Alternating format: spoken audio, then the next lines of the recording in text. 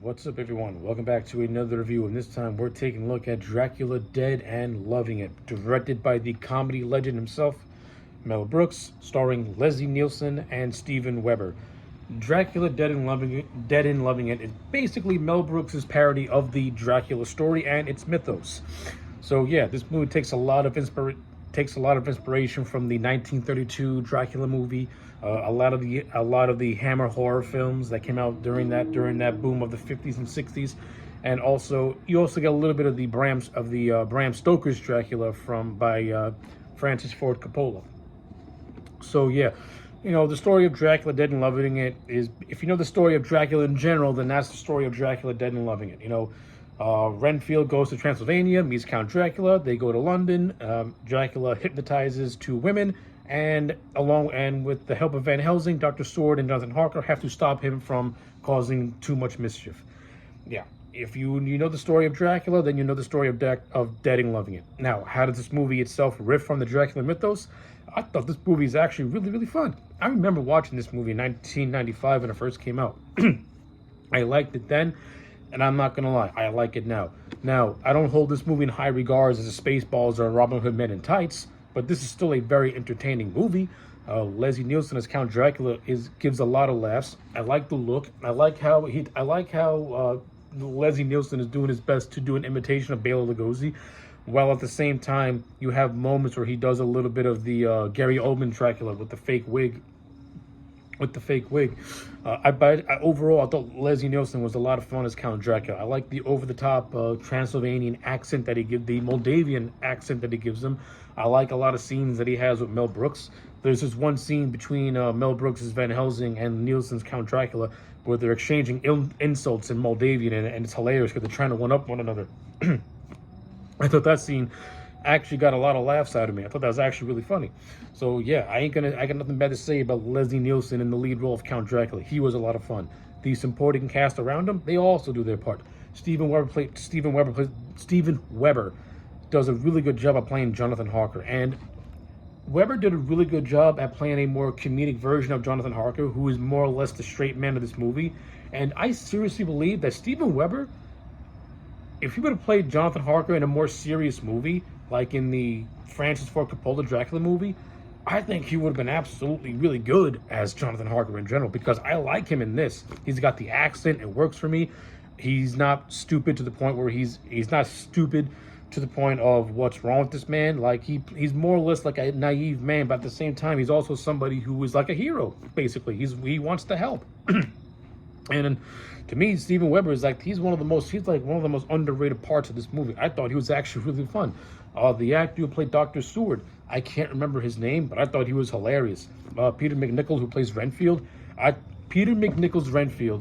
McNichol is the second coming of Dwight Fry. For those who don't know Dwight Fry, he played Renfield in the original 1930 in the original Bela Lugosi Dracula.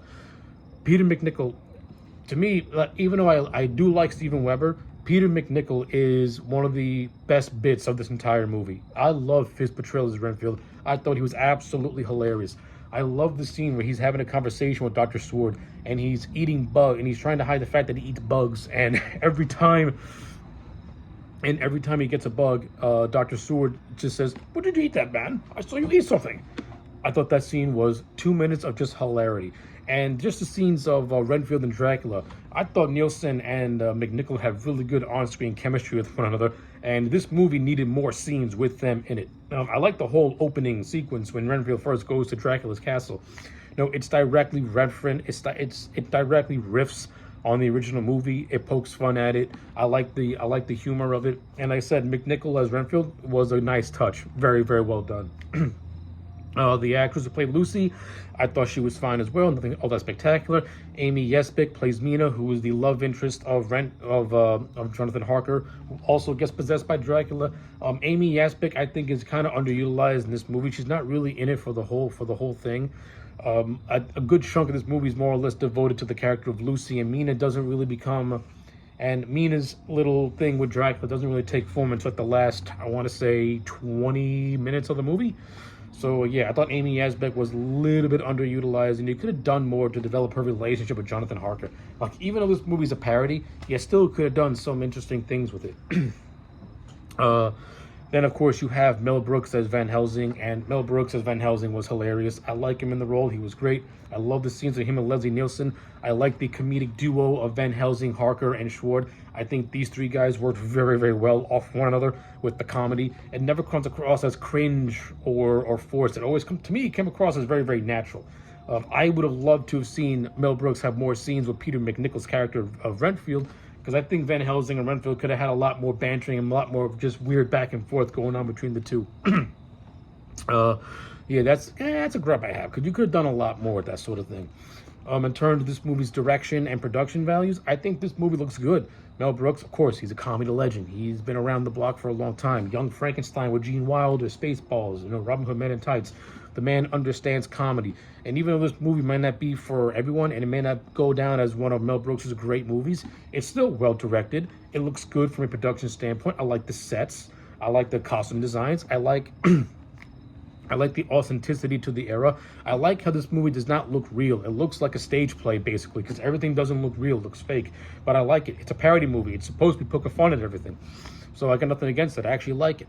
Like I said, I think the direction's fine. Visually, this is a good movie. It's well made. It's competently done. Good directing. Good acting.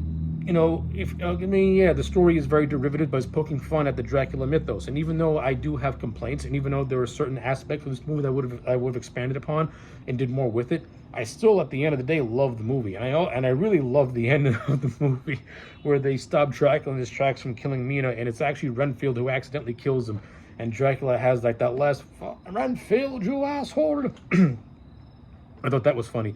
I do think the whole running gag of Dr. Sword being obsessed with enemas, it ran its course really, really fast, and it stopped being funny after the third time. Like, they kind of ran that enema joke into the ground.